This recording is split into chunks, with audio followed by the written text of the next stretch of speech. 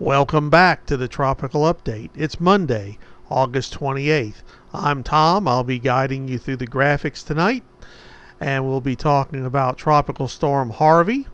We'll also be talking about potential Tropical Storm Irma, which is off the coast of Georgia right now, and where it might go on the east coast of the U.S. in the next few days.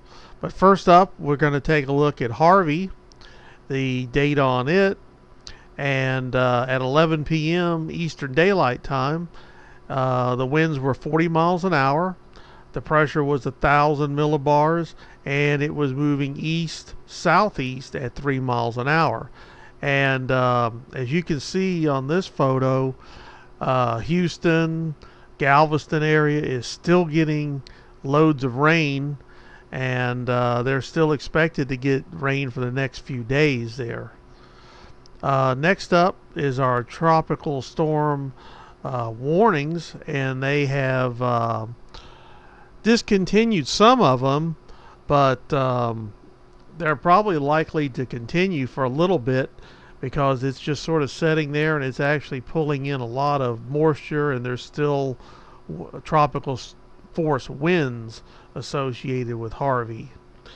And this is the 5-day cone, and you can see that it's going to be setting around that area for at least the next 2 days, if not 3, and then they expect it to start moving northeast, and that'll probably be sometime late next week. And there's the guidance. This is our computer models, and you can see that it keeps it down there for a few more days, and then it starts to move it to the northeast. So possibly western Tennessee is going to be getting a lot of rain, along with Louisiana, Arkansas, that area. Here's through Friday the rainfall, and they've upped it again. Now they're saying that it's locally up to 50 inches of rain, and a lot of that is near the Houston area, and they've already had a lot of rain, as you've probably seen some of the pictures on TV. They don't need more. And this is possibly going to be Irma, and where it's going to go. And it's going to sort of skirt the east coast of the U.S. in the next 3 days or so, and then move on out into the ocean. But in the meantime, it's going to be dumping some rain, probably locally, probably 2 to 3 inches of rain or more, just along the coast. Really depends on how far it stays offshore. But at this time, the models are showing that it could be actually over land a little bit. So these rain totals may go up.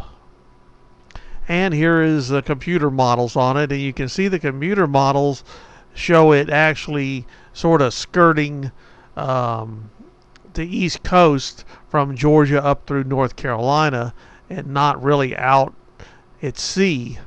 So that'll make a big difference on any development. Next up is a picture of it, and here's an enhanced satellite picture, and a little tough to see, but it's actually off of Georgia, and that area is actually sort of rotating toward shore. So there's going to be definitely some good rain.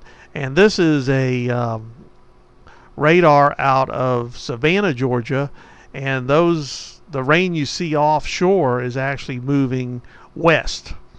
So it's too bad we can't do a loop, but it's actually moving west, so they're going to be getting rain.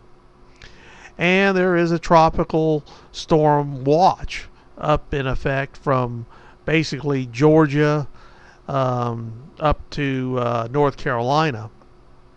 And so right now it's just strictly a watch, but that could be upgraded. And here's the forecast track and the times. And as you can see, they're thinking that it could be up near North Carolina by Tuesday morning, and then off the coast by Tuesday evening. And they're looking at 40 to 50 mile an hour winds. There's also going to be rip currents. Always rip currents with these type of systems, with the winds like that. So not a good idea to go to the beach and go in the water. You can go to the beach and watch, but don't go in the water. Well, thank you very much for tuning in tonight. We're going to keep an eye on number 10, which will probably become Irma pretty soon. We'll also be watching Harvey and see where it's going to be going, but it looks like it'll be moving northeast sometime later this week. Thank you for tuning in again, and make sure you subscribe, hit the like button, and we'll be talking to you soon.